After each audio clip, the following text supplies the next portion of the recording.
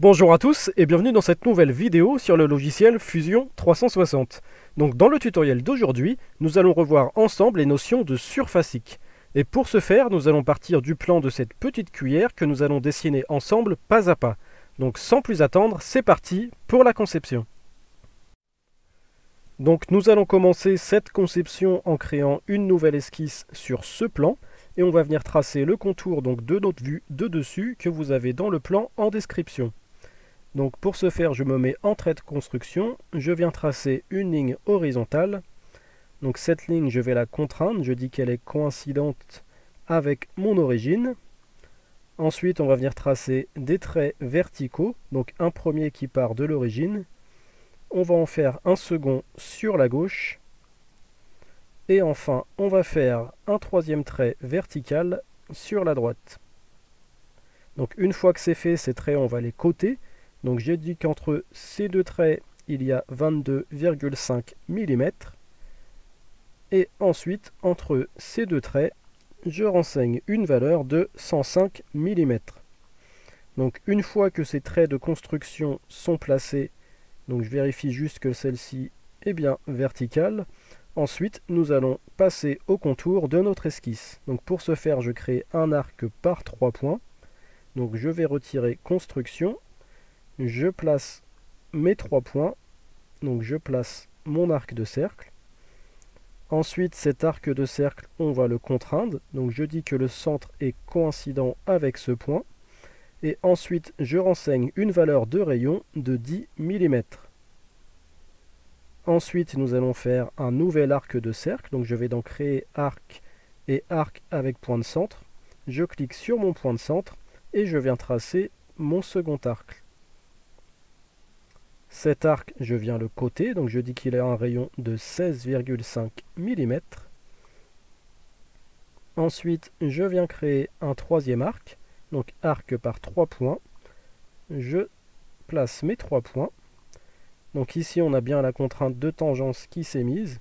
Si ce n'est pas le cas, il faut la rajouter. J'indique un rayon de 6 mm et mon point de centre par rapport à cette ligne, je renseigne une valeur de 9 mm. Donc ensuite, nous allons faire un arc par 3 points et on va relier ces deux parties. Donc je place mes 3 points. Là aussi, sur la droite, j'ai bien ma contrainte de tangence qui est mise. Par contre, elle ne l'est pas à gauche. Donc je rajoute ma contrainte de tangence. Et enfin, je rajoute la valeur du rayon. Donc c'est un rayon de 40 mm. Donc la partie gauche est terminée, on va passer à la partie droite. Donc pour ce faire, je vais donc créer arc et arc avec point de centre. Je viens cliquer sur mon point de centre. Hop, et je viens tracer mon arc. Donc cet arc là aussi on va le coter. Donc je renseigne une valeur de rayon de 6 mm. Et enfin, on va faire notre dernier arc de cercle. Ce sera un arc par 3 points. Je sélectionne mon premier, mon deuxième et mon troisième point. Donc la contrainte de tangence c'est bien mise. Je renseigne une valeur de rayon de 600 mm. Donc le contour est presque terminé, il ne nous manque plus que la symétrie. Donc je vais dans symétrie, je sélectionne cette partie, cette partie, cette partie et cette partie, et mon axe de symétrie, et je peux faire OK. Donc voilà, nous avons le premier contour qui est maintenant terminé, je peux quitter cette esquisse. Donc ensuite, c'est cette courbe que vous voyez ici en vert que nous allons tracer. Donc pour ce faire, nous allons faire une nouvelle esquisse, cette fois-ci sur ce plan, et nous allons commencer par créer un arc de cercle. Donc je vais donc créer arc et arc par 3 points. Je viens placer les 3 points de mon arc de cercle de cette façon. Je poursuis avec un deuxième arc de cercle par 3 points. Donc je place mes 3 points. Et enfin, j'en fais un troisième de cette façon. Donc on voit que les contraintes de tangence se sont bien mises. Donc on peut poursuivre par la cotation. Donc je prends mon outil de cotation et j'indique entre ce point et ce point une valeur de 84 mm.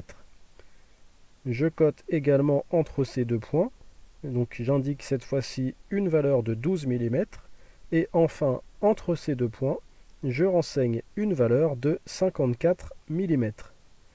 Donc maintenant nous allons pouvoir coter les rayons. Donc ici j'indique un rayon de 500 mm. Donc j'ai mon esquisse qui est partie un petit peu plus bas. Donc on va se décaler, on va rezoomer et on va poursuivre la cotation des rayons. Donc j'indique ici un rayon de 20 mm et enfin ici un rayon de 40 mm. Donc pour placer cette esquisse, ce qu'on va faire, c'est qu'on va venir tracer un trait vertical, donc en trait de construction. Donc c'est bien ligne qu'il faut que je prenne, donc je recommence, je me mets en élément de construction, je trace une ligne verticale. Ensuite cette ligne, nous allons la contraindre. Donc je prends une contrainte de coïncidence, donc entre ce point et ce trait. Donc ensuite mon trait, je vais venir le décaler un petit peu de cette façon. Et je viens renseigner une valeur entre mon trait vertical et ce point de 6 mm. Et enfin, j'indique que mon trait fait 10 mm de longueur. Donc je peux me remettre sur la vue avant. Et il me reste une dernière cote à renseigner entre ce point et ce point, donc entre les deux extrémités. Je renseigne une valeur de 143,5 mm. Donc c'en est terminé pour cette esquisse. Donc je peux quitter mon esquisse. Donc ensuite, ce que nous allons faire, c'est qu'on va venir placer des plans. Donc je fais un plan décalé par rapport à celui-ci de 31,42 mm. Et je viens placer un second plan décalé à celui-ci de 105 mm. Ensuite, je viens créer une nouvelle esquisse sur ce plan. Et là, en fait, ce qu'on va dessiner, c'est ce qui correspond aux vues en couple qu'on a sur le plan que vous avez en description. Donc, je crée un arc par 3 points. Je place mes 3 points. Je vais venir réafficher mon origine. Et on va mettre une contrainte de symétrie entre ce point. Donc là, c'est pas le point que j'ai sélectionné. Je vais recommencer. Donc je vais rechercher ma contrainte de symétrie entre ce point par rapport à cet axe. Et mon arc, je vais le coter. Je renseigne une valeur de rayon de 30 mm. Donc une fois que c'est fait, cet arc, il faut l'accrocher à la courbe qu'on a placée précédemment.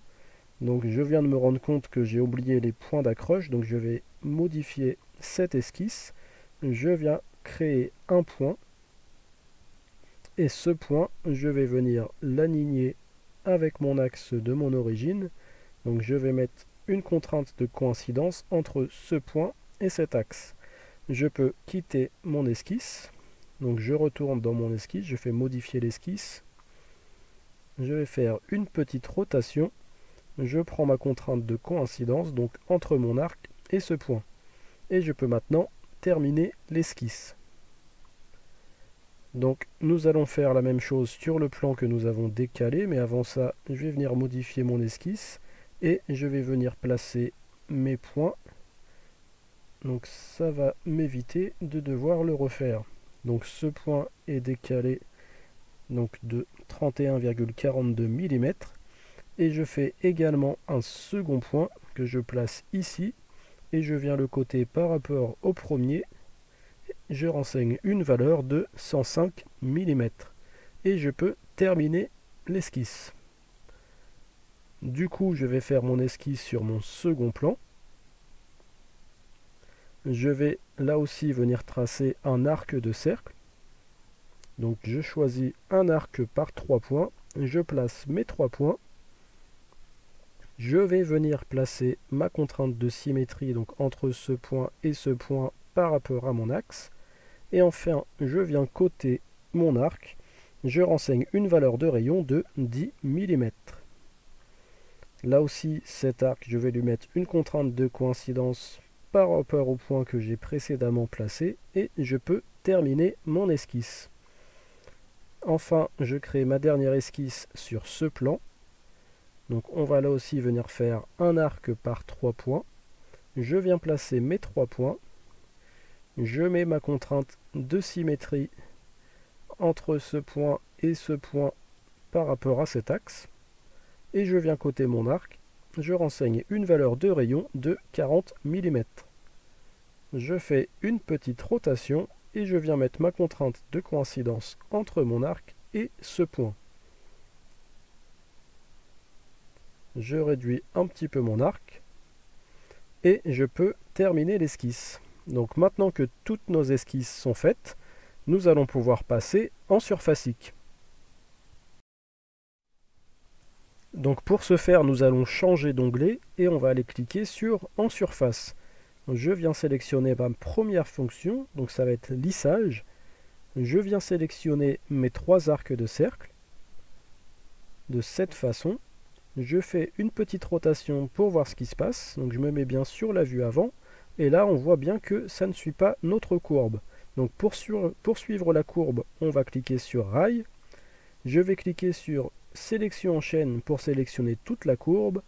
Et voilà ce que ça donne maintenant. Donc on a la première partie de notre surface. Donc je peux cliquer sur OK.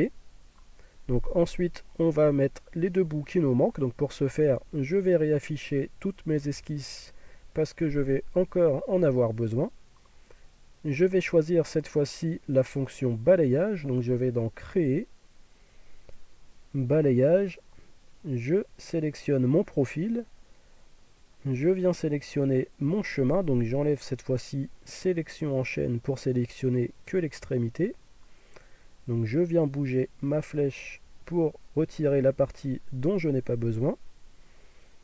Je fais donc une petite rotation pour avoir un aperçu et je fais OK. Donc maintenant il va nous manquer le 3e morceau, donc à l'autre extrémité. Donc pour le rajouter, on va aller dans Modifier et Prolonger. Donc je clique sur cette arête. Je vais venir décaler la petite flèche. Je me remets bien sur la vue avant pour voir si ça suit bien la courbe. Donc on peut faire un peu mieux en mettant tangente. Donc c'est ici, donc on passe en tangente et on peut faire OK. Donc je dézoome, je fais une petite rotation pour voir le résultat. Et donc on a la première partie de la surface de notre cuillère. Donc on est d'accord que ça ressemble pas trop pour le moment. Donc ce qu'on va faire, c'est qu'on va faire une extrusion de cette esquisse, donc de cette façon. Donc on va traverser notre surface et on va s'en servir comme élément de découpe. Donc avec l'outil ajuster, donc je sélectionne mon outil de découpe et je viens sélectionner toutes les parties de ma surface que je veux retirer. Donc une fois que c'est fait, je clique sur OK.